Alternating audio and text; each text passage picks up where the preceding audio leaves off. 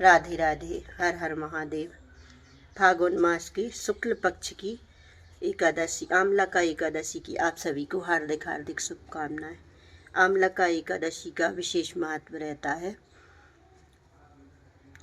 आमला का एकादशी पर भगवान लड्डू गोपाल की, चतुर्भुज भगवान की पूजन की जाती है, जो भी आपके पास हो। और कथा जरूर सुनना चाहिए, कथा का विशेष महत्व रहता है। आमला का एकादशी की कथा इस प्रकार है।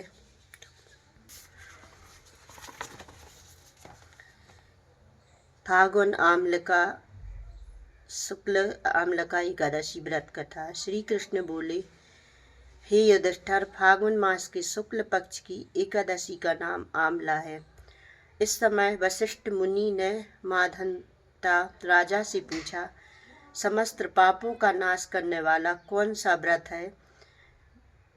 वशिष्ठ जी बोले, पौराणिक इतिहास कहता हूँ, वैश्य नाम की एक नगरी में चंद्रवंशी राजा चैत्ररथ राज्य करता था। वह बड़ा धर्मात्मा था, प्रजा भी उसकी वैष्णव थी। बालक से लेकर वृद्ध तक एकादशी व्रत किया करते थे। एक बार फागुन माह के शुक्ल पक्ष की एकादशी आई और नगर निवासियों ने रात्रि को जागरण किया, मंदिर में कथा कीर्तन करने लगे। एक बहेलिया, जो एक जीव हिंसा से उदर पालन करता था, मंदिर के कोने में जा बैठा। आज वह शिकारी घर से रूठ चुका था। दिन भर खाया पिया नहीं, कुछ भी नहीं खाया था। रात्रि को दिल बहलाने के लिए मंदिर के कोने में जाकर छुप बैठा। वहाँ विष्णु भगवान की कथा तथा एकादशी व्रत का महत्व सुना। रात्रि व्यतीत हो गई। प्रातःकाल घर को चला गया। भोजन पाया तो उसकी मृत्यु हो गई। आमला का एकादशी के प्रभाव से उसका जन्म राजा विदुरथ के घर हुआ। नाम उसका विसुरथ प्रसिद्ध हुआ। एक दिन राजा वन विहार करने गया और दिशा का ज्ञान न रहा। आपको पागल समझकर एक वृक्ष के नीचे सो गया।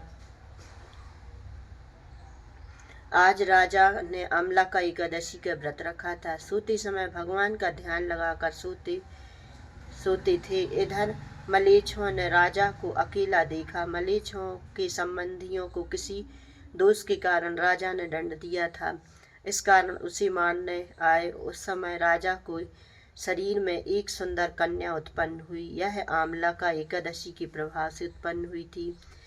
कालिका के समान अठ अठ करके उसने खप्पर फिराया। मलेच्छों के रुधिर की भिक्षा लेकर अंतर ध्यान हो गई। राजा ने जाकर शत्रुओं को मरा हुआ देखा और आश्चर्य हुआ। मन में कहने लगा, मेरी रक्षा किसने की है? आकाशवाणी बोली, आमला का एकादशी के प्रभाव से तेरी रक्षा विष्णु भगवान ने की है। जब पूरी हो गई, इस दिन फलाहार क्या करना चाहिए?